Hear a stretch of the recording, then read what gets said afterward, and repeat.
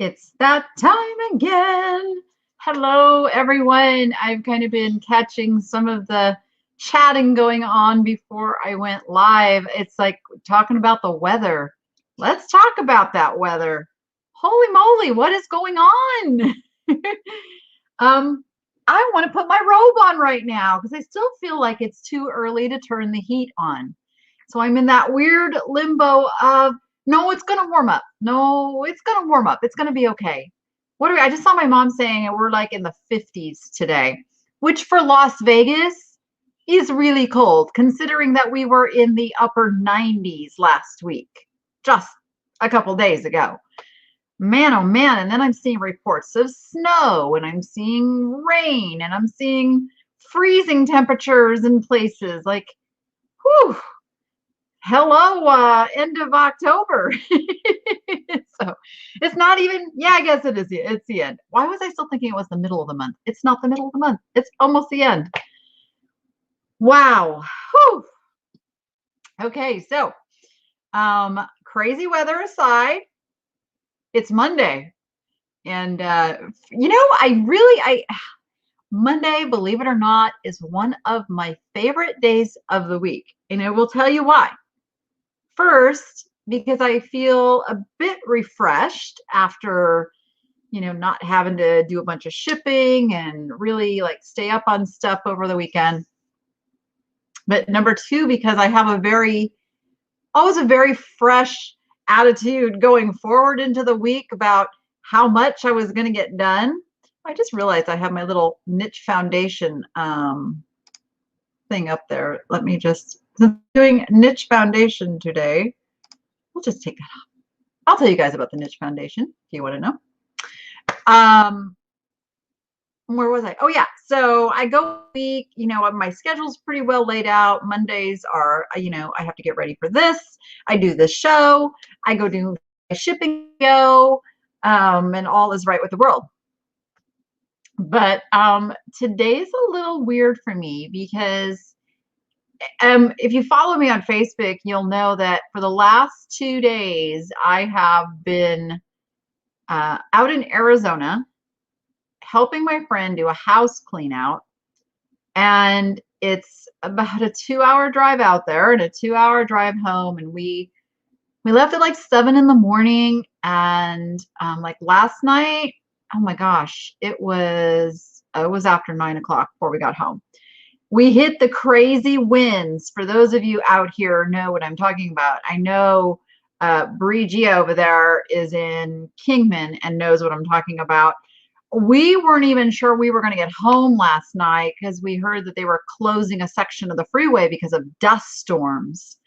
And that was a little weird. Like, think about like a really, really bad fog driving through. Well, that's what a dust storm is like too. And I was clenched, like, get us out of here.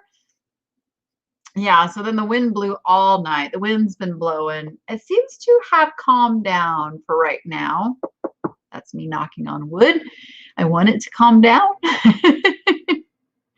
Yeah, and then my jacuzzi the pump just started coming on for like a minute and then turning off for a couple minutes and coming on for a minute and turning off. So I have no idea what's going on with it. So I got to figure that out. So it's been a strange start to the week.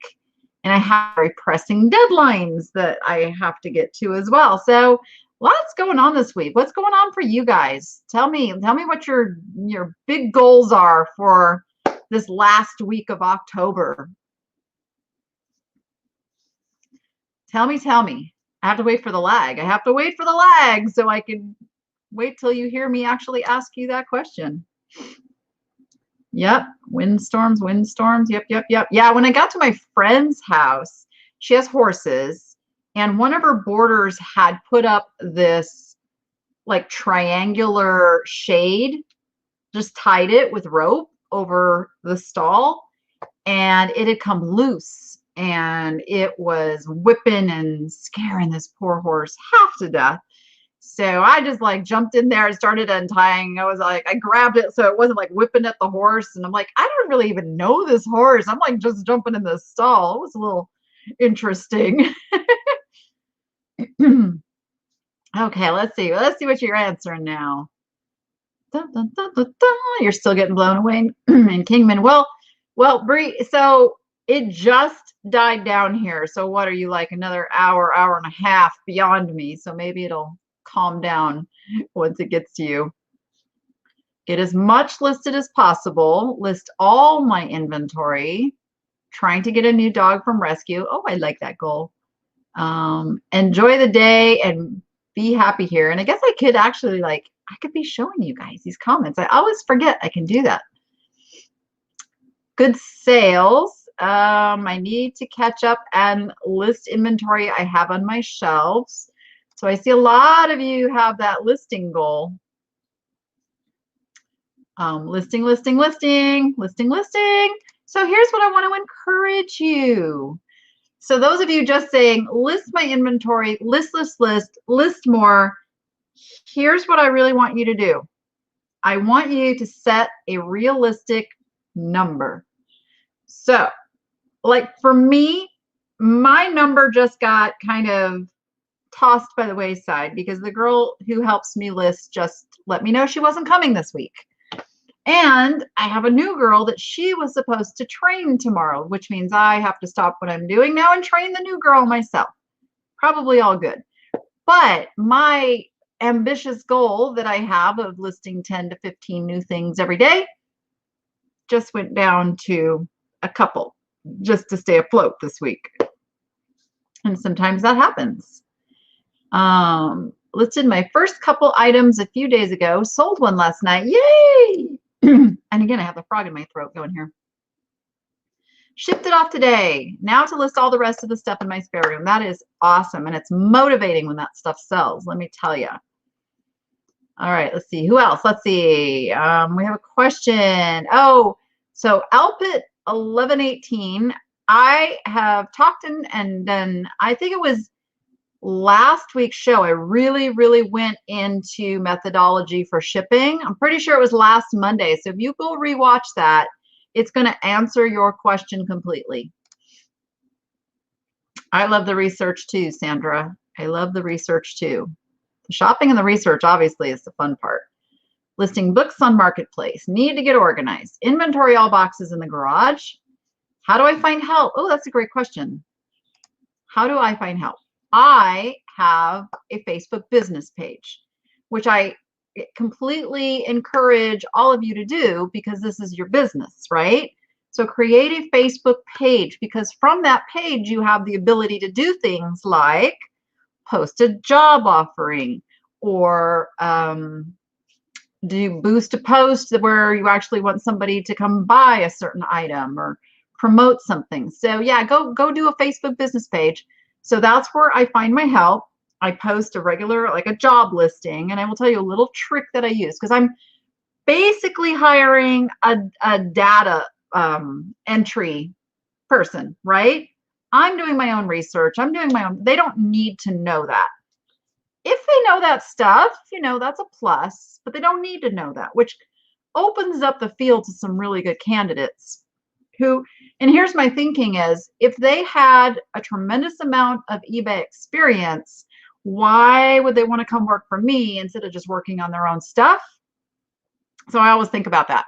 Now, what often happens is I will get somebody who turns out to be really good, and then they do go off and do their own thing. Like this girl that works for me now, she's really good to the point I want her to train the next person coming in, but she is such an entrepreneur. She has all her other stuff going. And of course, working for me kind of falls by the wayside. So that definitely is not fun. But in the ad that I post, here's the key. I need somebody who pays attention to detail, spells correctly, finds their mistakes and fixes them. Like there's no reason for bad spelling nowadays because you have spell check right there as you're going. The little red underline comes up. It says, hey, this isn't spelled right.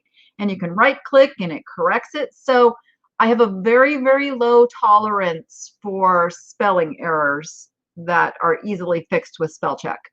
So in the posting, I make it kind of lengthy. I tell them what they'll be doing and you know, how long I've been in business, some of that stuff. But at the very last sentence, I say, if you are interested in this position, please respond and change the subject line to, and then I'll pick something. And if they don't change that subject line, they don't get an interview, because that tells me they didn't pay attention. They were going too fast. And then I weed out, you know, the ones that are just not going to be into it. That works really good. And I've gotten some really good people that way. And you got to pay them well. I pay them, well, here's what my ad says, because I pay them more than this actually, but I don't tell them this going in. I say potential to make $15 to $20 per hour based on a per piece pay. I don't have my wording in front of me. So I will pay them $1 per item to do the write-up, and I'll pay $1 per item to do the photos. So it's really like $2 per item. But I also have them keep track of their time. And that is because I know some things take longer. Or if I didn't get all of the labels off the items that need photos, that's going to take extra time. So I do make sure that my good workers get at least $15 an hour. And if there is someone who's not such a good worker and I kind of want them to quit, they're going to get the $1 per piece. And that works really good too. And they are 1099 contractors. So the other reason I don't let them do the research and the pricing and all that is that I want somebody to come in that is already trained to do data entry. That is something that you can do a 1099 as opposed to a W-2 employee. So I don't have employees, I have contractors, because they are coming and doing a job that all they have to learn is to do it my way. It's not a skill I need to teach them. If I was teaching them how to sell on eBay, that is a skill that I am teaching versus them just knowing how to do data entry. And when I'm doing my interview, I'm asking questions around data entry potential stuff as well. Good photos are still hard for you. I just saw that come through. Oh, my thing just went, whoa, where'd it go? Hold on. Oh, your questions are coming in fast. Good photos are still hard for you to get. Any tips for that? So Marilyn, tell me what your setup is now. And what do you mean when you say that your photos aren't good? So that'll help me give you some guidance on the right way to go. I had a few auctions going last week, but no bites. It's a slow time. I'm going to address that in just a moment. I'm going to address that because I'm seeing it on every group, including my group, the Niche to Profit group. A lot of people saying sales just came to kind of a screeching halt. Why am I limited to 10 items on eBay? I guess I could read that. Well, I will tell you, you must be a new seller. So this is what eBay does with brand new sellers, because they want to make sure you are not one of the people who historically has come onto the site, made this seller account, listed a bunch of high-end items, sold them, and then run off with the money. So they want to make sure you're going to complete those transactions and not get overwhelmed also, and kind of ease into selling. But I will tell you, as soon as you have been on eBay for a few weeks, if you want that item limit raised, just contact them. They're really good about raising it once they figure out you are a real person. Drafting listings as you speak. Oh, the vanishing pictures. Yep. I don't know. eBay's tweaking and messing with stuff again. I don't know. What do we do when the postal carrier does get out of there? I'm not sure what you mean. What do I do when the postal carrier does get out of there? I'm not sure that came across the way you meant it. So if you could retype that question, Diana, and let me know what you meant by that. 75 MPS download. That's miserable. because yesterday I couldn't list anything yesterday, but I was to take photos for a lot of, yeah. And that's the thing about this business. At least there's other stuff you can do if you can't do the computer related side of it. Oh, okay. That's what I kind of thought you meant. So you're scheduling the pickup and they're not picking it up. So that is an issue. You need to find out where they're based out of, and your local, like all mail carriers have a base where your mail is sorted, and that's where they get it from to bring it to you. So you need to find out where that is and either try to call, which generally doesn't work too well, or go down there and ask to talk to the postmaster at that location and let them know you have a problem. A lot of times I'm finding that it's the substitutes that don't like picking up the mail. I've had it happen. I've come home at like 9 o'clock at night and my big pile of outgoing packages is there, and I have to get them in the car, traipse down to the post office, and I go to like the main hub, because by this point I figure I've lost a day, and that they're open, the lobby's open 24 hours with a drop off. So it's a real pain to do it. But I have had to do it. But then I complain and then it gets good for a while. So I love it. List 40 items by 11/1. That is an absolutely fantastic goal. That's called a SMART goal.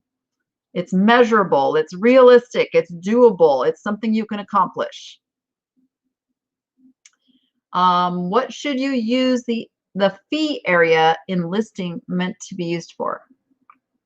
I'm not sure what you mean by that. So eBay shows us the fees that will be assessed to the listing. So there's not really an area that we put a fee, unless you're talking about the handling fee. So clarify if that's what you mean, the handling fee. I'm almost in, oh, you can't see it. I'm almost in long sleeves today. This shirt is really warm. And I wasn't quite ready for long sleeves, so we're going with the 3/4 sleeves here in the kind of the thick t-shirt kind of thing going. And I promise you, as soon as I'm done with it, I'm throwing my robe back on. Sorry, guys, man. Want your listings up to 100 as soon as possible. That's a good goal. Oh, I could just sit here and get lost in all of your comments, guys. What do I check in the exclusion list in my draft? Nothing. I don't exclude anywhere or anything, really. Haven't ever. You know, there's times I've felt a little squeamish about where something may have been purchased from, but in this case, I feel like the seller protection is good enough for me, and I haven't had any problems. I have shipped to every country you can imagine that gets said, oh, that's bad. That's a lot of stuff happens, you know, Russia, South American countries like Brazil was known to have problems, but I've shipped there no problems. Mexico, some African countries that are like small countries that are known to have some mail fraud. I have not had any issues. Knock on wood. That being said, I'm at a point of questioning doing international sales other than Canada. Because again, and I have voiced this before, with eBay raising that final value fee, and now we are being charged a final value fee of 11.5% on the entire transaction. So that is the shipping, that is the sales tax, that like, and to me, I'm thinking, okay, what's it called? Because they're already taking a fee on converting that international money to dollars. So, you know, you pay extra for that. And now if they're going to charge me 11.5% on that extra $25, $30, $35 of shipping charge, it's really causing me to rethink wanting to offer Like, are my overseas sales good enough to warrant, even putting up with that? So just something to consider. I'm really not happy with eBay over this transition to managed payments. Now, don't get me wrong. I like the managed payments. I have no problems with the way everything's done, except for the fact that they are charging the fee on, I mean, they've always charged the fee on the shipping, but remember, it used to be eBay was 9 point something percent final value fee. And then the sales tax did get charged a fee over on PayPal, but it was only 2.9%. So now we're talking going from 2.9% to 11.5%. And that is a big jump, and I'm not happy about it. And I wish it would get challenged in court, because frankly, I think if not illegal, it's at least unethical. And I'm very open about saying, yep, people say that, oh, you're just one of eBay's shills and you drink the Kool-Aid. And it's like, oh, heck no. I will call them out on something that I think is ridiculous. And yes, they will know about it. Believe me, there are 125 people watching right now, and there's probably only about 20 of you talking in the chat.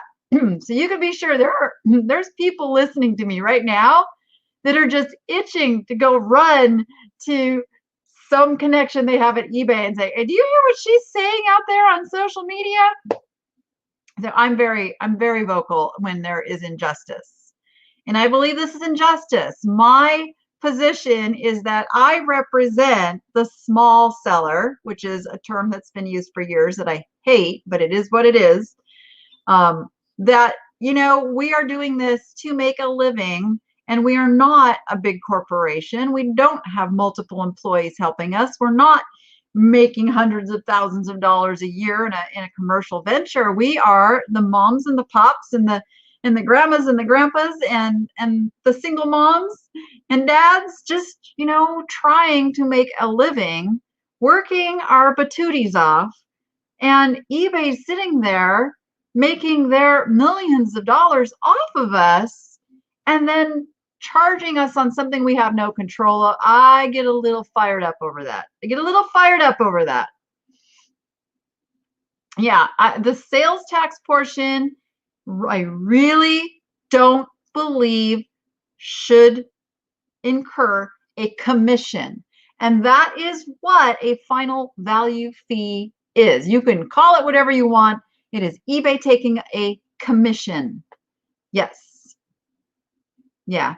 So Tiger Purple, that's actually not true. I will guarantee you that is not true. That if there is a dispute, eBay will always side with the buyer. No. They do not always side with the buyer, but there are some criteria that you must follow in order to have them side with you. And I've talked about this, and I hope that everyone pay attention. If you don't see, and I'm going to show you as I'm going over there. Stand by. Let me pull this up, because this is super important. Super, super, super important. On the listing flow, and let me blow this up a little bit. All right, so you can see it. This is in the listing form. When you get down here to condition, yeah, you want to put, okay, this is, okay, when it says conditions not applicable, that just means you don't have to put new or used or any of that. That's fine.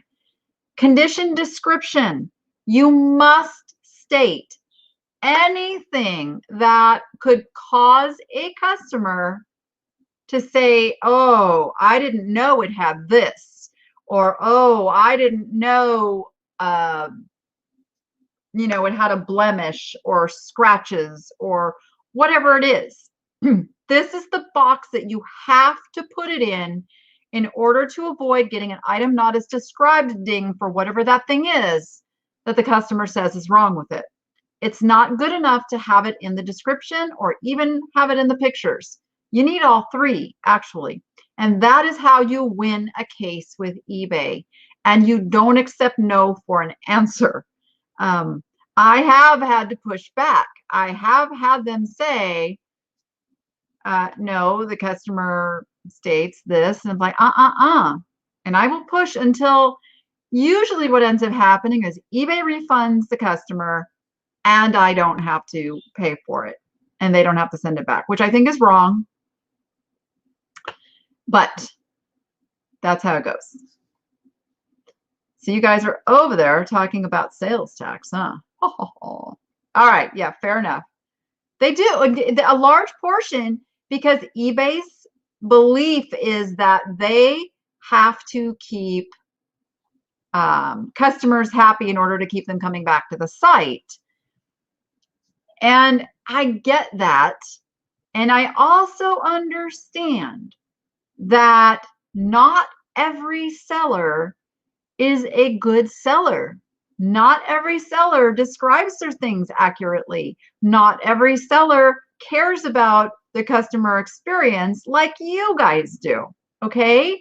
So that's a kind of a tricky position to be in. So they're trying to keep everybody happy. I'm actually pushing very hard at them, those that will listen, to do something like what Amazon did when they were building things up, was to have the returns go to a central location, a warehouse, be processed there. Now, the difference that eBay has is they would have to go back and look at the original listing and pictures and do a little bit of the work to determine if that item coming back is, number one, the item that the person purchased and was sent. Number two, and this is what they bring up to me, is like, well, how do we know the sellers sent the same thing that was pictured? And my answer to them is, you know what, if they're doing this as a habit, if they're doing this to defraud buyers, you would know that fairly soon and then be able to close down that seller's account. Likewise, the buyers who are abusing the item not as described ability to return things could also then be closed down, in both instances saving eBay a lot of reputation and a lot of money. And I just think that's how they should go about it. I don't know. I'm like pushing that really hard because that just makes sense to accomplish the very goal that they want to accomplish. Like, you want to make all the customers happy? Take the returns, put your money where your mouth is. But eBay's kind of got it good. They can get us to put the money up. They can get us to put the merchandise at risk. They have no risk. And that's kind of a problem. So it's a corporate mentality that we just have to push on them to change. Yes, so you guys are talking about the sales tax. So what is the question around the sales tax? So it's not collected in every state. Some states require it, some don't. This was a battleground for a few years, and that back then, when this was all being talked about, I was pushing hard for you guys to speak up on this sales tax thing, and not make this the nightmare it was. And I guess we did not win this battle. We did not win this battle. But what we did win is that we don't personally have to file all those sales tax reports to all the different states. So at least there's that. But yeah, eBay, I think, is just playing dirty on the sales tax portion, though. All right, what questions did I miss? Why should we sell on eBay and not Facebook Marketplace? Okay, Facebook Marketplace. I'm hearing a lot of action happening on Facebook Marketplace because Facebook has gotten into the game of being a venue to sell things. Now, there's always been Marketplace, but it's mainly been just a local thing. And I've used it quite a bit for bigger stuff or things where I put, like, you know, like 15 candle holders together and sell them for one money, which would be really hard to do on eBay and have that go well. So I do use Facebook Marketplace for local. So now they've incorporated this new, you can ship things. They collect the money and then they send it, and it sounds really good, right? I don't trust Facebook with my bank account, with my money. There's no way, no how. I personally am giving them any of that information. And they're putting all these little juicy steaks in front of you, like, ooh, look, free, free. There's no cost to do this. You're going to get dependent on it. You're going to like the sales. And I can guarantee you they're going to start charging. They're going to start charging. And now they've got your bank account. And I just see a nightmare scenario. So me personally, I'm going to still do my local pickup, but I am focused on the venue that makes me the most money. And that's my advice is, find that one thing and focus, focus, focus, and build it up where you want it to be, and then branch out from there. So I do list on Poshmark and Etsy and Cherish.com and Facebook Marketplace as it applies, but I hold very, very close my focus on eBay. And if I'm not meeting my goals as far as goals of listing, goals of managing my eBay store, I kind of fall back from the other things because that's my main bread and butter. Yep. So I guess that was the long answer to why I'm not using Facebook Marketplace to ship items. Plus, we don't know what is their return process going to be? Well, how many people are going to take advantage of that? Because just anybody can register an account on Facebook, and we know people make fake accounts and fake names, and I just don't trust it. Poodle Doodle Mom, I love that name. When do you get a CPA if you're not selling that much? Do you have to get a business license? So I have a business license. I don't have a CPA. Maybe I should have a CPA. I have a really good tax lady. So that would be the first thing I do is get somebody who understands doing Schedule Cs for businesses and make sure they're the ones that are helping or doing your taxes, because they will get you all of the deductions that you are due and all of that. CPA, yeah, I don't know. What do you guys think? When do you guys think it's time to get a CPA, which is a certified public accountant? That's a little bit more than a tax preparer. Now, my tax preparer is an accountant, but she's not a certified public accountant. My brother is a CPA, and he won't help me. What is wrong with that picture? Just saying. Yeah, what about OfferUp now? Okay, Let Go, OfferUp, Craigslist. I find those places where people are really looking to get a bargain. And my whole business model is to get the top end for things, not clear them out just to clear them out. So don't get me wrong, I'm not downing anybody who uses that. I'm talking about my business model. I don't make enough to deal with the hassle of dealing with the back and forth of local people. Even Facebook Marketplace I haven't listed anything new on there in months because I just find people wear me out with is this available? Yes. Where are you located? I tell them, I don't give them my address, tell them a general location, and then nothing. Or, oh, okay, I'll pick it up tomorrow, and then nothing. Like, it just wastes so much time. So much time. Miranda File says, get a CPA. I don't even know what the criteria is for CPA. I don't. I'm not a big numbers person. Now, that being said, I track my numbers very closely. I know my numbers. I just don't like dealing with the numbers. So I'm just not at a point where I feel that the extra cost of a CPA is necessary yet. Nope, different brother. No, that brother, the brother that collects Coca-Cola items, is my computer guy. And yes, he is always at my beck and call and fixing all of my catastrophe problems. So we're all good there. You wish someone would do a video all about taxes and if you need to get a business license, etc. So there's a lot of information out there. Oh gosh. Katie and Vicky, who do a show on Sundays, they have a guy that they recommend, not my dad's CPA or not my father. Is it not my dad's CPA? Yeah, and I think Casey Paris uses the same guy. So Casey is Rockstar Flipper, and he has a lot of that kind of video that you go into like the taxes and the bookkeeping and the like all of that stuff. It's out there. It's out there. Yep. Not my dad's CPA. That's what I thought it was. And he understands e-commerce businesses. So if I didn't have the lady I have who's been doing my taxes for years, I'd go to him. Is it Mark II from Not My Dad's CPA? You know what I could try to do?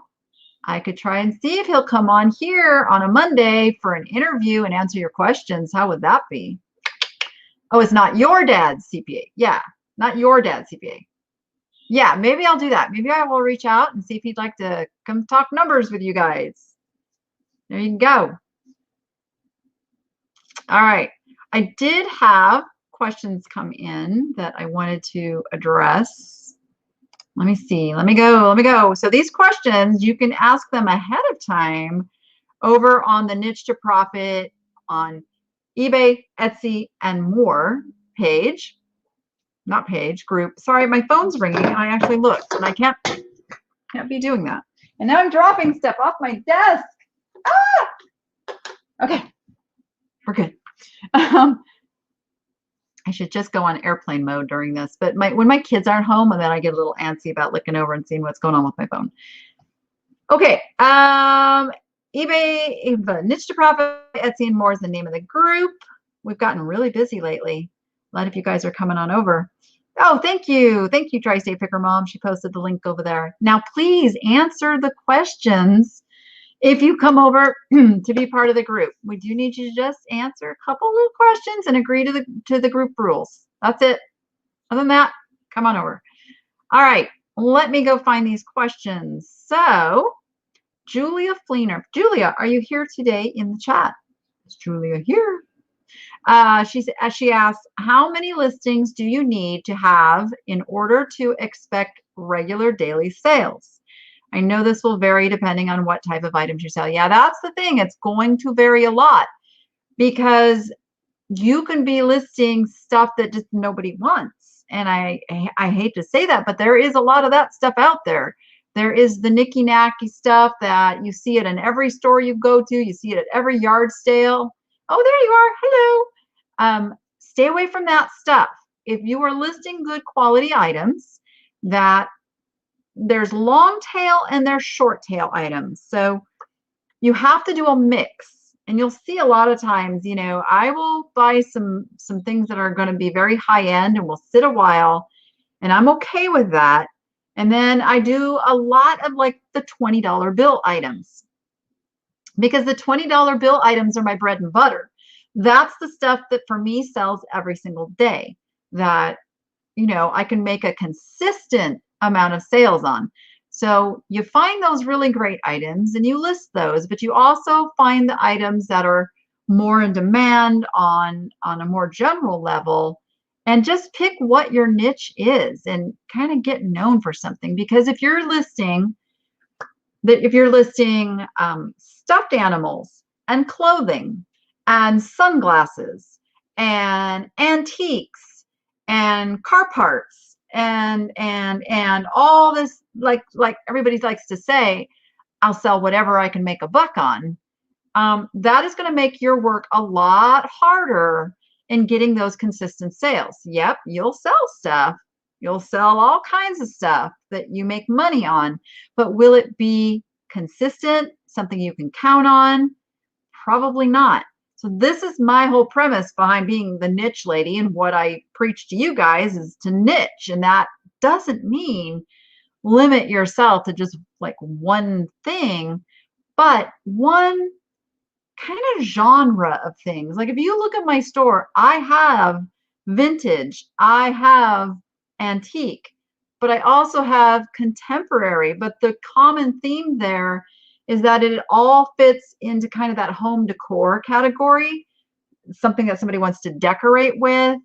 Kind of some oddball stuff, like animal stuff. So I'm drawing the same kind of buyer that's going to enjoy going through my store and will stay a while and browse. And think of it like a mall. You guys remember malls? No, there's not many of them that are really busy anymore. But think of it as a mall. So eBay owns the mall real estate, and we're renting space in a shop in that mall. Now think about, the customer sees stuff like window display and it's very enticing and like, oh, this is exactly what I'm looking for. And they walk into that store and go in and it's like, it's either a mishmash of stuff that doesn't make sense or it's something completely different than what they thought they were walking into. That's the experience. You can either have a store that appeals to that customer's senses and they want to spend time in there, or you can have just the one-off, yeah, oh, they did see something, they'll come in, they'll buy that, but they're not going to look at anything else. I hope that analogy makes sense. So you're looking to create your store within the mall. And that's why I think eBay stores are so valuable, is because you can make the categories and you can do some branding and you can appeal to that customer that's going to be interested in the stuff that you sell. So vintage viola. My niche is mostly craft and sewing stuff, supplies and kits. And yeah, and within that, there is so many things you can sell, right? Like you're not limited. You can fill that store up with all kinds of different stuff. Yep. How can the buyer visit our store, Sonia? You share your link. Remember that Facebook page I told you about? You can start putting your stuff on there and drawing and doing marketing. You can do marketing. I keep my plush store on the down low, and here's the reason. The reason is because I want to be able to talk to you guys from a point of what's really organic and working out there versus like my Utterly Good Stuff store gets a lot of traffic because of my channel. And you guys don't have YouTube channels, most of you. Some of you do. But so I want a store that I'm just running like the average normal person would be running and see the problems and see the traffic and see what happens over there. So I kind of have like a proof of concept to know, how to advise you guys better. Yep. So what are we disagreeing about? Oh, the selling everything. And I'm not saying you can't do it. Never said that that's not a business model that you can make work. And why is my hair doing this funky stuff? There we go. Bugging me. So you're not really disagreeing with me. You're just telling me that successful sellers here and in the UK who sell everything. But I bet you, if you shared one of those store with me, I'll go tell you what their niche is. Because most people tell me that, and they actually do have a niche. Yeah, a lot of you who don't think you have a niche, you have a niche or a niche. I get corrected on that. We'll say it the classy way, niche. But you have one. There's very few sellers that don't, and a lot of times it's just looking at those items that are distracting from your niche that can make all the difference.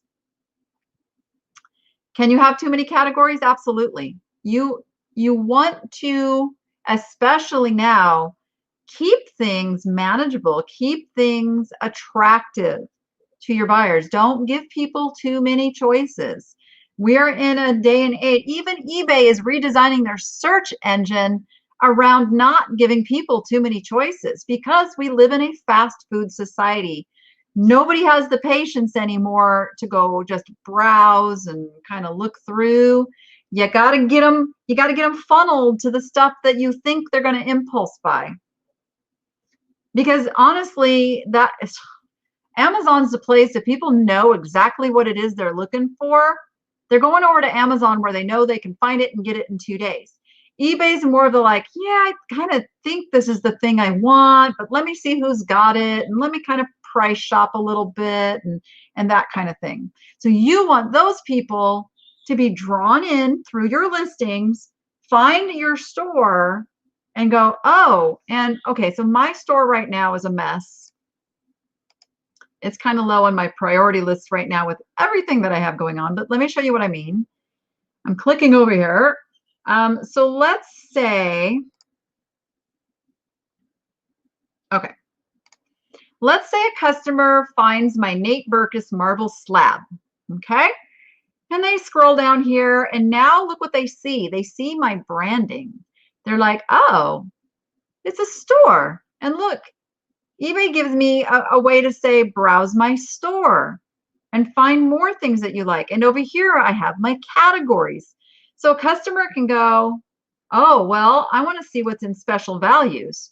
And now I've got them shopping in my store. Okay, that's what you want. If you don't have a store, you don't have the option of attracting their attention to come look at more of your items. Even though there's a link for you to go and click and see sellers' other items, it's not as compelling as having a store. So how many listings should you shoot for? So I don't think there is any one number of listings. Obviously, the more things you have listed, the more potential for consistent sales.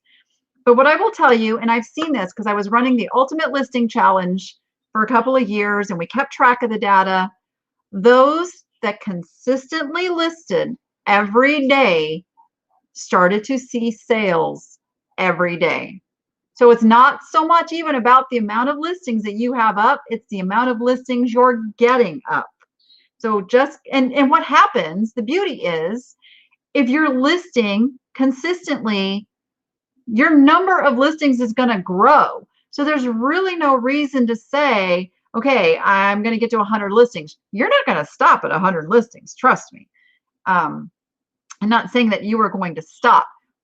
But by concentrating on that end number is not as motivating of a goal as setting a daily goal, because that daily goal is going to get you to a bigger number. So, I mean, for me right now, I'm trying to just keep a consistent 1,000 listings up. I don't even have a good reason for it, just because I like the even number. But it's the listing every day that gets the sales. Oh no, Julia dropped a Baja Blast on her computer and now her caps is stuck. Well, doesn't that suck? I'm so sorry. That's yuck. What happened to Time Tunnel? Collectibles? Not sure what you mean there, global pop culture. Ah. And then the worst part is you wasted the Baja Blast. Man. Okay. I do not have that. I do not know what you do not have, Sonia. This lag thing. Still haven't opened an eBay store or Poshmark closet. I want to learn more before listing. I'm scared. And that fear is controlling you right now. And I'm just going to be really firm on this because I've had a lot of things I have had to overcome the being scared to do. Just do it, because you're not going to stop being scared. There's not enough information for you to absorb that is going to get you over that fear until you actually just jump and do it. Just do it. What's the worst? Tell me in the chat comment, what is the worst thing that can happen if you open your eBay store or your Poshmark closet? Tell me what the worst fear you have is. Lay it on me. Let's get over it right now. Because I bet you're not the only one. I'm going to you were open enough to say it there. So I bet you're going to help other people if we can talk this out. Need to work on my brand and logo, but don't let that stop you. Don't let that stop you.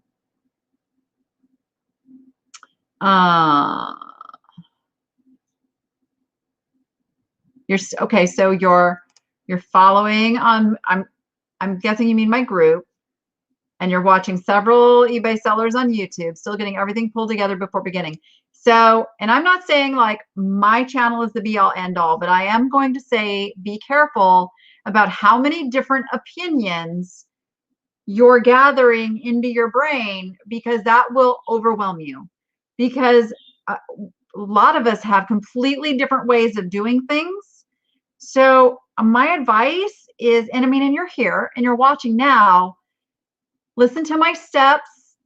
I'm in that group and I am there and I'm watching and I am helping you guys get through this stuff. I'm not just going to blurt out information here on my YouTube channel and not be there to back it up and to help you. And I'm not saying anybody's doing that, but I'm saying you've got to pick a direction and listen and then fine tune what works for you, because I am the first one to say, I go hear other information. I go, oh, I want to try that on mine. But if you're trying too many things at the same time, you can set yourself up to fail too. If you have an item that already has lots of, what is it? Oh, already has lots of them on eBay, should I list anyway and try to price competitively or wait and list later? So it's a pretty general statement, but I mean, I list things where other people have it listed, but what I try to do is make mine have more value. And you can have more value through better pictures, a return policy when other sellers don't, or a more generous one. Maybe everybody is charging shipping. You could play with free shipping, or vice versa. If everybody has free shipping, you can do yours charging calculated shipping, which makes the price look cheaper. I mean, you can play with different things to make your item appealing over those others. Make your title stand out better with better keywords. So it's really, I mean, if you give me a specific example, because there are things I'm going to tell you, don't list them. Don't list them. There are things that are not worth listing for sure. All right. I'm sure I'm missing some comments here. Can I please get Instagram? I don't have Facebook. You can merge all your Facebook stuff. I just prefer Instagram. Gives me just enough social media. I have an Instagram account. Again, it's like I'm not real savvy about, I mean, it's, yeah, someday. Actually, Instagram will be on my list of things as soon as I can have somebody manage my social media better. But Facebook's where I have been for years, and it's where most of my oh yeah, you guys are the Niche Nation now. Did I mention that? I didn't mention that. That was the name that kind of went out. So Niche Nation is over on Facebook for the most part. Doesn't mean I won't expand. And some people don't like Instagram. Yeah, I know the demographic of my audience very, very well, and I know where you guys are. I will. I'll do another store review next week. This week, I'm just had so many questions, you know, that I wanted to address, and I do want to address the video that I put up yesterday. I'm going to get to that in a minute. Yes, I'm going to get some t-shirts and all that stuff done. I'm looking for somebody to help me with the design. So if you know somebody who can help me with design, I'm all over it. Yep. I don't find Instagram as interactive though, and I like interacting and the conversation aspect of Facebook over Instagram. I mean, I have a daughter who is a big Instagram user. She's a model and she engages, and I see the work she puts into Instagram, so I'm a little intimidated about taking that on right now. Yeah, I'm going to talk about the savers. Yes. Oh, so okay, so let's look at that. The Di Serrano Melting Cube Martini glasses. So let me, I'll share my screen in just a second. Let me make sure I spell this right. You know, I passed some of those up I'm going to put in just what you said because I'm assuming that's the title that you put in. Oh, okay. So I'm going to use the title that you just said. So you haven't listed yours, but that's how you've searched, right? So you've searched Di Serrano melting cube martini glasses. And I only see 13 results. So to me, that's not an intimidating amount of results, because within those results, you're going to get, okay, they only have 2. This one has 4. This looks that you can't hardly tell what they have because they haven't told you in their title. 2 and 4 seem to be, so it's going to depend on whether you have 2 or 4 or, and then we go over here and we'll see what's selling. And that's a pretty darn good sell through. So did you notice we got 13 listed and then we've got 11 sold. These sell. People like these. Now, the other thing you have to look at is how much are they selling for? Disregard this one because of that shipping right there. Let's go to this one that's more reasonable. So this one, you've got a set of 6 sold for 40, a set of 3 sold for 24, 2 sold for 20. Okay, yeah, I'd list these. I would ignore this. I'd ignore this and kind of look at the ones that are in a reasonable price range. And if you're happy with that profit margin, yeah, go for it. Yeah, exactly, Bree. She says, I told my daughter that I don't get Instagram. And she said, I'm not supposed to, not for my demographic, right? There we go. It's all good. Okay. All right, Shay. I'm trying to see if you answered my question from before. Let me just scroll through.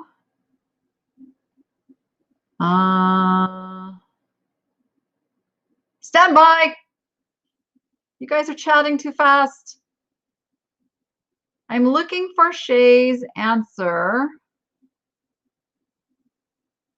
Oh, hey, Yvonne. I see you snuck in here. Hello, hello. Yvonne at Thrifty Rich. She's one you can watch. Goodness gracious. Okay, shipping is scary. Okay, I see that. I'm trying to find, because I asked you the question, then I forgot to watch for the answer.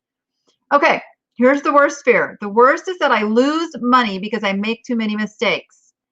You know what I'm going to tell you right now? Do you know how much money you're losing by not listing things? You're already losing the money. Already losing the money. So really, you have nothing to lose. So you're not going to make money unless you get off of this fear mindset of the what ifs, because you have a support system, the shipping. And I've done, like, go back and watch what I said last week about shipping. When I went through an entire listing. I think I did it in the 2nd hour. So if you go to about the 60-minute in point where I started creating a listing from scratch, somebody correct me if I'm wrong on that. I'm pretty sure that's where I started the make a listing. When I get to the shipping portion, I go through exactly what you need to do so that you don't lose money on shipping. I simplified and spelled it out for all of you that are just starting out, you new listers. Just go back and watch that. I stepped you through an actual listing. I know you, yes, I know you answered the question. I just had to go find it. I had to scroll through the chat and go find it, because you guys are talking, which I love. I love that you guys are talking amongst yourselves. I just have to try to kind of keep an eye over there, see what you're saying.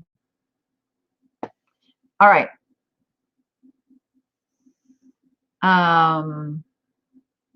You don't need a thermal label maker.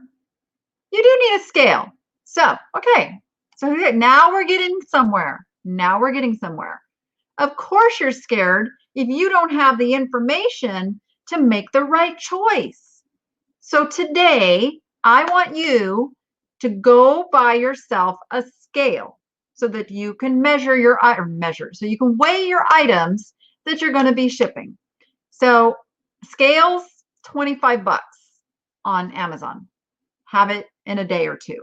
Or yeah, I think it's probably cheaper to go to Amazon and get it than it is to go to like Staples or something. But yes, okay, get yourself a scale, because right there, you're going to relieve so much stress, because you're going to be able to set your item on that scale and go, oh, that's 4 ounces. Oh, of course, it would be scary to sit there and go, oh, I don't know how much this weighs, so I don't know how much the shipping's going to be. All right, that's an easy problem to solve. Thermal label maker, you don't need that starting out. You just need a printer. A regular old, again, you can go get a $25 printer and get that started. The boxes are free from the USPS. USPS.com, order priority supplies and get a nice selection of the free priority mail boxes. And then find yourself some plain boxes for things that are going to go first class. And then that's it. I mean, that's it. You could do that today. You could have that done today and be up and running. Yes, yes, yes. Yep, I didn't upgrade to the thermal printer until this year. This year, I got myself one of the Rolos, which I'll never go back. It is the best thing since sliced bread, let me just tell you. But yeah, you could just print out and tape on them labels. Yep, yep, yep. Yeah, they don't have the free USPS stuff anymore. But that's the other thing. So now, not the starter store, which is $5 a month, but the next level up, the basic store, you're going to get a coupon to order some free shipping supplies as well. What ships first class is anything under 16 ounces. Pretty much. Yeah, and in Canada, you can bring your finished shipping and get a Canada Post to print them off your phone. Wow, that's cool too. I know it. Oh, here's a good question. I know it takes money to make money, but it is scary to look at cost of inventory. No. So as you're starting out, set yourself a maximum amount you'll spend on an item, not knowing what it's worth. So at the thrift store, perhaps you only spend like $1 or $2 on some items that you have a good feel for. You can even look them up in the store. Now, I don't look things up, and I want to get you all to the place where you don't have to look things up, but if it makes you feel safer to buy it, look it up in the store on the eBay app and look at solds and see how much money you can make on that item. And then come home and do a little bit more research in that item, in that category of items, and you'll start learning. Yep. Overanalyze before beginning. Yep. You know what? You're not alone. Oh, so many of us do that. I have things I'm doing with right now.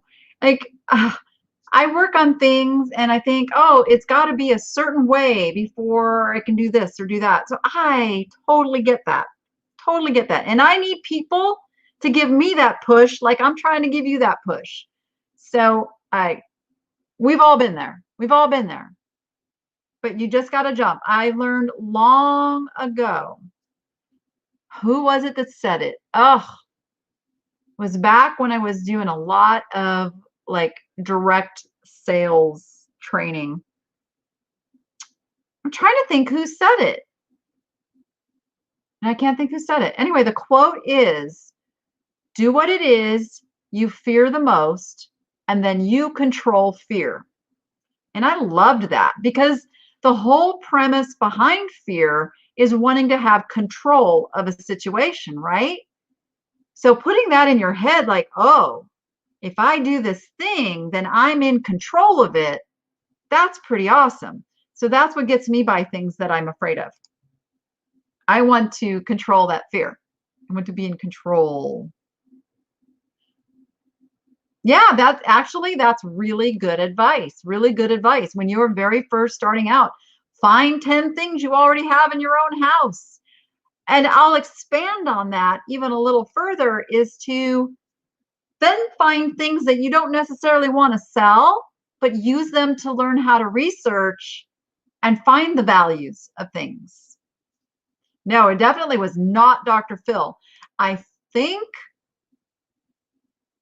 I keep wanting to say it was Zig Ziglar. It was back in those days. You know, we're talking the 80s. But there was another guy that I think it came from.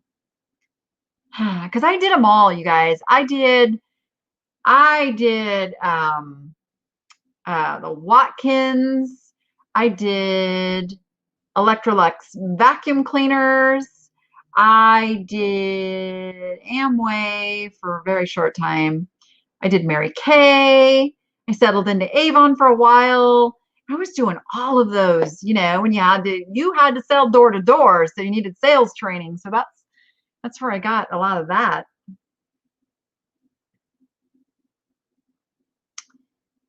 It probably was Zig Ziglar, although I'm thinking it was somebody else, and I'm gonna figure it out. But all right, someone asked a question. Let me talk about this. I feel very strongly about this. So, for those of you, Tom Hopkins, yes, thank you, thank you, thank you. See, I knew it wasn't Zig. It was Tom Hopkins. Yes, yes, yes. Learned a lot from that guy. Yes, awesome. Because that was going to bother me. Yes. Okay. Whew. Whew. You know how you get relieved when your brain doesn't have to like keep trying to get that answer. Okay. In the group, you will see this over and over again. And new sellers, beware. You are going to be preyed upon by scammers. And it's just the way it is. Okay. Just expect it to happen. So here's what happens. Somebody makes you an offer. They say, email me or text me, or I'm going to pay and I'm going to send you some extra money, and then you can just send it back in the form of a blah, blah, blah. There's all kinds of them, okay? So you cannot actually report this person through eBay because you can't do any reporting through the proper channels until somebody is an actual customer of yours. And I'm just going to put this out there, and he's probably going to hate me for this, but if you get one of these scammers on your item, here's what I want you to do. Everybody ready to write this down? This is the person you need to send the information to, including the seller or the buyer ID, and then take a screenshot of the message, okay? And send all of this over to bburke@ebay.com. So maybe one of my mods over there can type this in. It's BBURKE at email.com. That is Brian Burke. He's the one who said, send me these, send me these. And I tag him in the group, but I'm not sure he's seeing them tagged in the group. So shoot him those emails until they finally give us a way to fix this problem, because it drives me crazy that this is allowed. Avon was better than it was better for me. Let me tell you, I actually am the reason that Avon changed their corporate policy back in the day. That's one of my little feathers in my cap, is I made a Fortune 500 company change their policy because I figured out a way to do something that drove them crazy. It's B Burke. It's not Brian Burke at. It's bburke@ebay.com.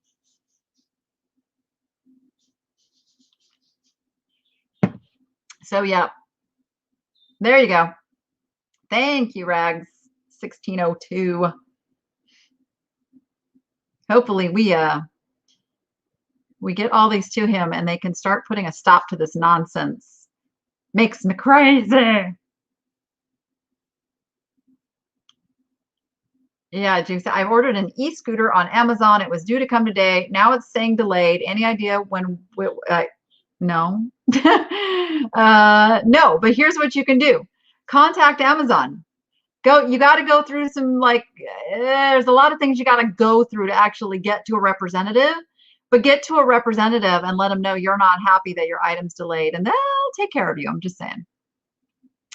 Because now I think that's bait and switch. Don't tell me I'm going to get it on a certain day and then just leave me in limbo with it. Yeah. Oh, that's okay, Yvonne. Thank you. It is Brian Burke. That's whose email it is. So, all right, let's see. What other questions do we have here? Someone asked about, can you talk about adding to donate to your favorite charity? Would someone that doesn't believe in your cause skip purchasing your item? First, let me show you how that is set up. So I'm going to go back to the same page I had open before where I was showing you the condition description. When you get all the way down here, okay, down here, see this part here? This is make a donation. You can click that open. You can donate. That's really interesting that they still have 100%, because what I was told is you can donate 100%. That's what they did. Okay, let me show you how you set it up, and then I'll tell you where my brain was going there. So you can choose the percentage that you want to donate, and then you can choose the nonprofit, or if it's not showing the one you want, select another nonprofit you love. You can find your donation is not there yet. Not until our 501c3 paperwork officially comes back, which it will hopefully anytime. But if you have a local nonprofit that you want to be on here, reach out to that nonprofit and have them get set up, because a lot of them don't know about this. I set up one of the nonprofits that I worked with last year, a couple of years ago. I got that set up for them. They had no idea. And what I discovered is that if you donate a percentage, whatever this amount is, up to 80%, they will reduce your final value fee too. And that's where I was going, is you can still donate 100%, but they're only going to reduce your final value fee to 80%, which, again, I'm sorry, that's just greedy eBay. That's eBay greedy. But anyway, that's it. So if you do donate to a charity, your final value fee gets reduced by that amount. Does it hinder people from buying your item? I don't think so. I mean, I would not do a charity that has any controversy surrounding it.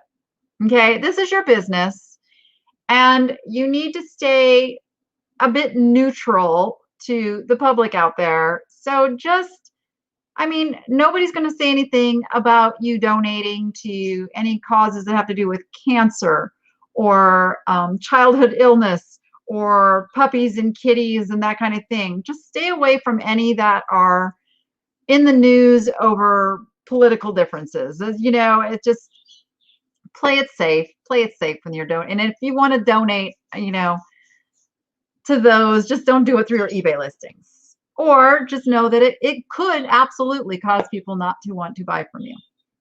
Yep. All right. What tags you can use to get more people to your items for gifts for Christmas?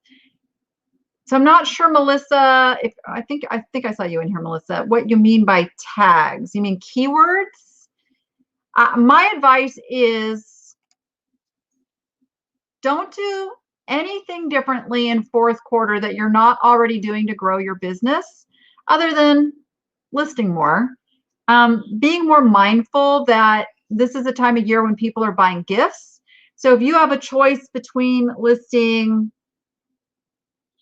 I don't have anything around me, a choice between listing like a commodity item that people look for all year long, or the vintage Santa Claus, list the vintage Santa Claus right now. List the seasonal stuff. List the things that somebody might buy to give to a gift to somebody else. That would be my advice. and just keep listing, listing, listing, listing. Janet asks, why aren't my watchers showing up on my listings page? I don't know. I would have to know why you think they're not, why you think you have watchers that aren't showing up. That would be the question I would ask. How do you know you have watchers that are not showing up? Okay.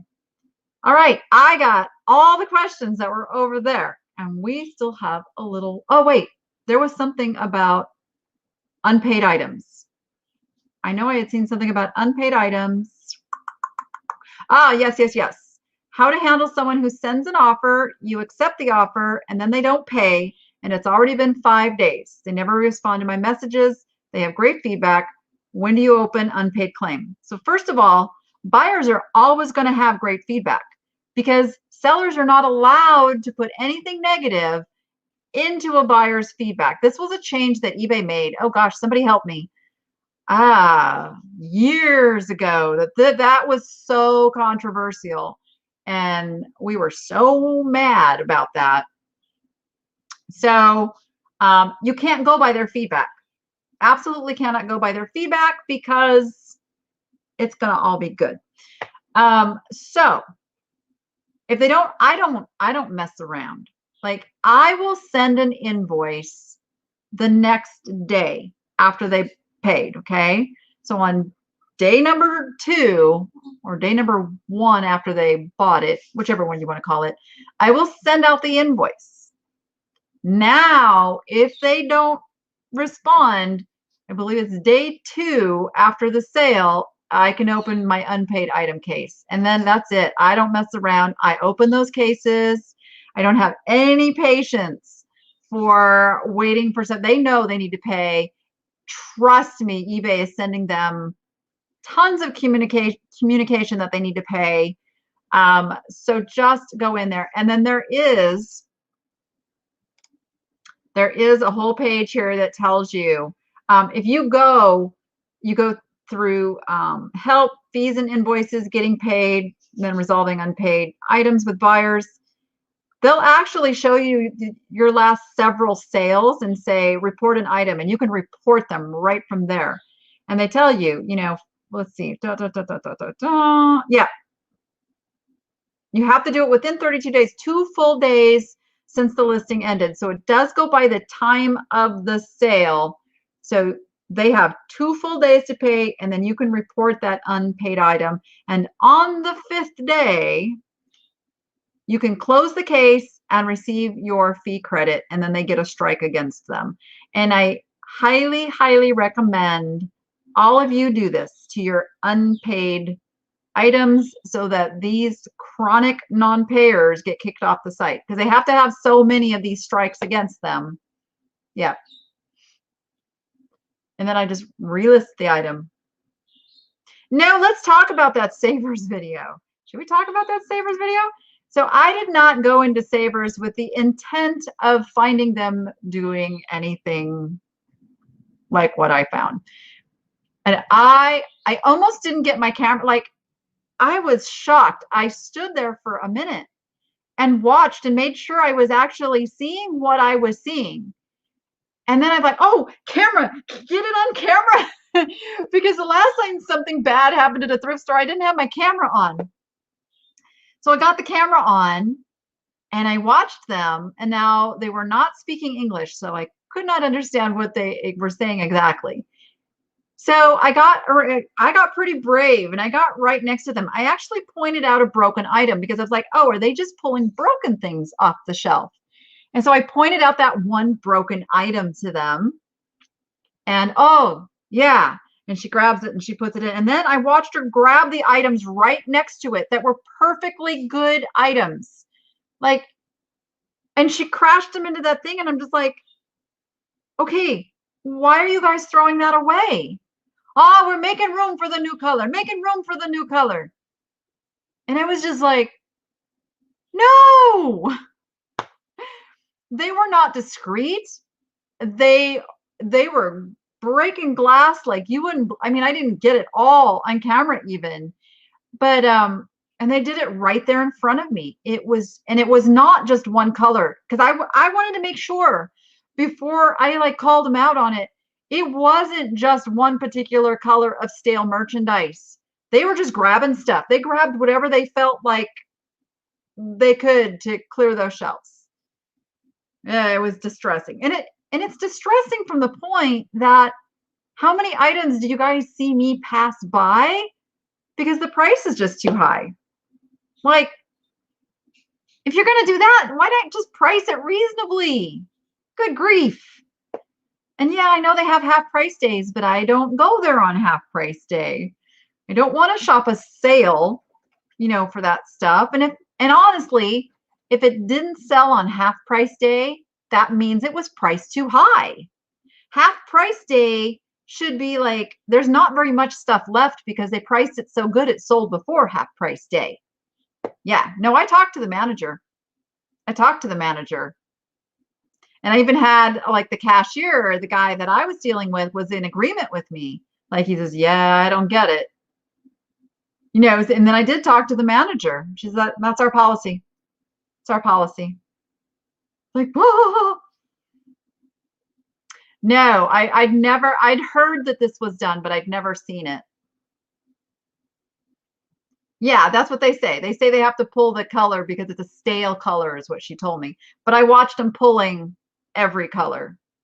They weren't doing it by the canisters. The canisters. Oh, I don't know yet. You want to hear something funny? Okay, I went to that on Friday. That stuff is still in the back of my car.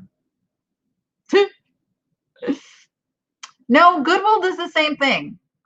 You should see the comments. I can't, like, you guys, I read every single comment and I try my darndest to answer as many as I can. But I do read all the comments, and many people are telling me they've seen Goodwill do the same thing. Yeah, Goodwill does have the bins, but not in every city. So they're tossing stuff too. Yeah. Yeah, that saying that the racks are too full. I don't understand that. I'm sorry, guys. Somebody is really, really, really trying to get a hold of me, and let me just make sure it's not something urgent. No, it's just people trying to sell me stuff or get me to vote a certain way, and it's driving me crazy. I did look up the canisters and found a set. I think I want to say that they were selling for about 40 bucks. They're California pottery. Yeah. Yeah, that would make sense, wouldn't it? $1 a day, but even then, my retail pricing philosophy is that if you price it at a good price to begin with, then stuff is going to sell. And if it's still there, in say 30 days, that's when you run like a wonkin' sale to clear that stuff. But you shouldn't have a lot of that color to clear because you priced it right. That's just but what they're doing is they're pricing knowing that they're going to do a 50% off sale. That's what they're doing. Goodwill prices, at least here, because not every Goodwill has the same discounting, but here I know they're pricing it knowing that, they're giving 20% off or 30% off, all the time. Yeah, like Goodwill gives its monthly coupons of 20% off. So they're pricing knowing that they're going to give you 20% off.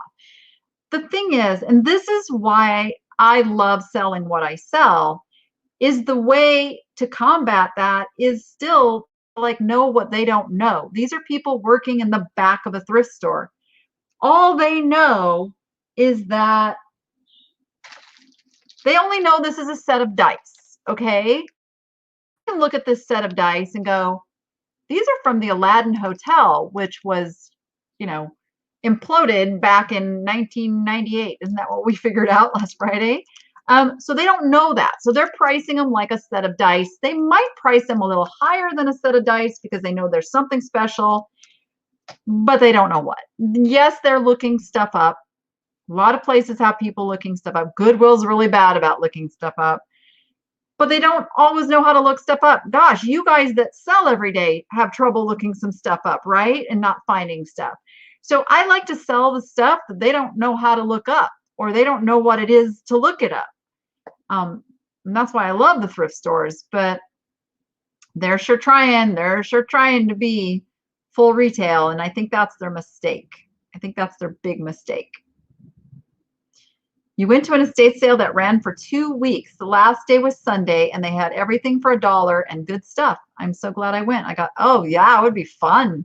I have no problem going to like an estate sale on the last day and scooping up deals. Yeah, and then some of you have Goodwills that just don't even have sales. Like, I loved those stamp cards. I loved those stamp cards. Yeah, now they've gone to just 20%. 20% seems to be like the standard. That's like the standard discount now. Little crazy. Well, good morning, Pitter Patter 100 from Oz. They do know, and and a lot of people, believe me, I get the comments. People get angry at YouTubers for putting our videos out there, and oh, you're telling them, that we're buying this stuff. And it's like they already know. They knew long before us YouTubers started buying from them. They knew because eBay was a thing. But that shouldn't change the way they sell things. They should still understand that they are not the end market. We still have to go find it. We have to photograph it. We have to wash it. We have to, clean it. Sometimes we have to repair it. We have to do all of that work to get the prices that we get on eBay. They're translating it to meaning that they should be able to get that price because that's what it's worth. And that is a really illogical way of thinking. Yeah, I love those cards. I used to, so you know how much I shop. I used to get a whole stack of them because you got one for was it every $100 you spent or every $75 you spent? You got a card, and each card was worth 30% off. So I would get like a whole stack of these cards, and I couldn't use them all. So on the last day, I'd go in the store and I'd start handing them to people in line with a bunch of stuff if they didn't have one. That was really fun. Sure, I made some people's day. Yeah, you have a friend who goes dumpster diving at retail stores and gets items with nothing wrong with them. Yeah. Yeah. Yep. I'm not a dumpster diver. The little secret about me, guys. I'm pretty much a hottie. I don't like to go places where I don't know the lay of the land. I don't like to, or at least alone. I don't like to go into neighborhoods that I don't know a lot about. I'm very cautious, especially right now. Las Vegas is changing, and not in a good way. That was part of my hesitation on Friday. If you watched that video, where I was squeamish about going to the Fashion Show Mall on the Las Vegas Strip. I was very distressed that they had changed the venue from Summerlin, which is a super safe area, to the Strip where crime is just running rampant right now. But even, about 2 miles from me in the store that I used to shop at, the ladies have been having their purses stolen. There's been like this whole spree going. So I would not want to have my head like looking in a dumpster and have to be worried about what's going on behind me. I'll go along. I'll go along on an adventure, but that's not something I'm doing by myself. Honestly, I have plenty of inventory. I don't have a problem getting inventory. And now I'm kind of partnering up with my friend who does these house clean outs, which is where I spent the weekend. We filled up, you'll see pictures. I took video. I'm going to have a video coming out about it. So she has a 26-foot flatbed trailer. And we went and bought 6 35-gallon tubs and 15 26-gallon tubs We filled all of those and some, and it wasn't done. She had to go back today. So much stuff. There's so much stuff. She's going to do regular online auctions. So I'll let you guys know when that's coming up because there's a lot of resaleable goods, a lot of it, and it's going to be sold in bulk lots. Like silverware is just going to get put all together in a box, and clothing is going to get put all together in a lot, and so on and so forth. So, and rock and roll. You guys went to flea markets. We don't have a good flea market here. I really want a good flea. I thought that was going to be a flea market that I went to on Friday, and it wasn't a flea market. As you could see, it was just, I mean, there were some good things. I did get some good things, but it was mostly like, repurposed stuff, crafty stuff. A lot of your videos for the winter are probably going to be haul videos before listing. Yeah, there you go. I can't stop shopping. Are you kidding me? It's in my blood. I must shop. Well, you guys, you'll have to tell me when I get the house clean out videos up if you want more of those, because sadly, I think there's going to be a lot more opportunity to shoot those videos, with everything that's happening. We had a rent moratorium here in Vegas that basically tenants could not pay their rent and they could not be evicted for non-payment of rent. Well, the Nevada moratorium was up on, was it the 15th? The 15th of this month. And then they needed to apply for now the federal moratorium. But here's what I found out is that the landlords need to cooperate with them getting approval on the CDC moratorium. So a lot of people are going to get turned down. And as we speak, there are landlords going through the eviction process. And these house cleanouts are going to be happening as people are locked out of their houses because they didn't pay their rent. It's going to get ugly. It's going to get ugly. And so my friend, this is what her business is. She works for the banks, and she goes in and cleans out the houses so the banks can take possession and get the house back on the market and sell it and make their money. So what's happening is through this time, a lot of the homeowners who were landlords, they lost their properties because they count on getting the rent money so that they can pay their mortgage. And so the stuff has gone into foreclosure. And then, it's crazy. Like she does what's called occupancy checks, meaning the banks want her to go check and see if there's still people living in a property that they've now gotten into the foreclosure process with. She's doing about 80 new ones a week. That's a lot. It really is. It's sad for those who truly lost their jobs and haven't had the income. I'm sorry, I'm not going to feel sorry for those who have the ability to pay their rent and chose not to, because there's a lot of those, I guarantee you. So it's just a sad situation all the way around. It is going to get worse. Yep. All right, and that's about all I'm going to talk about that, because that could go down a bad path.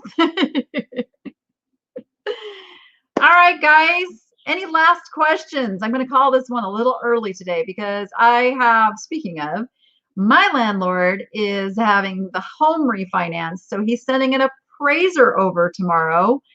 And you guys know what an eBay house looks like, right? Yeah. So I have some work to do so that he doesn't think he's got a hoarder living here. This is just my eBay room. My eBay room, when you first walk in the door, is not a good impression. I got a lot of stuff, but that's what that room is designated for, which my landlord's cool with it. He's been here, but an appraiser might. Oh, yeah. The other funny thing is he needs access to the water heater in the garage.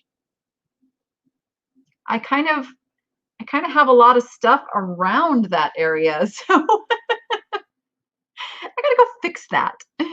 Yeah. Stuff to do, stuff to do. And my kids are both at their dad's, so I don't have any extra hands to help. It's all on me. And then I'm gonna go put my robe back on because it's cold here.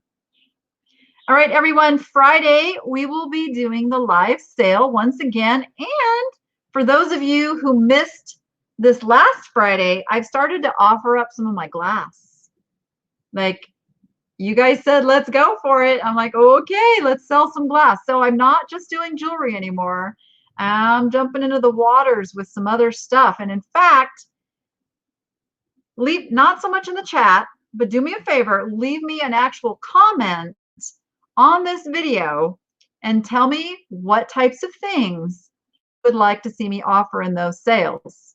Because I gotta tell you, you tell me stuff that's outside of my eBay niche, I have no problem going out and looking for it and offering it on the live sales, stuff that you guys can make money on. And those of you who have bought stuff and turned around and flipped it, let people know, that I'm not selling it full, retail pricing. I'm selling it so you guys can make money. I'm putting lots of stuff together so you guys can make money with it too. How long do I wait till I pull something down eBay if it has not sold? My strategy is this. I have a full retail price, we'll call it, when I list something. Now, I always have the best offer on there if somebody wants to make me an offer, and I do take offers, especially my viewers. But you got to tell me you're a viewer. I'm more likely to take your offer then.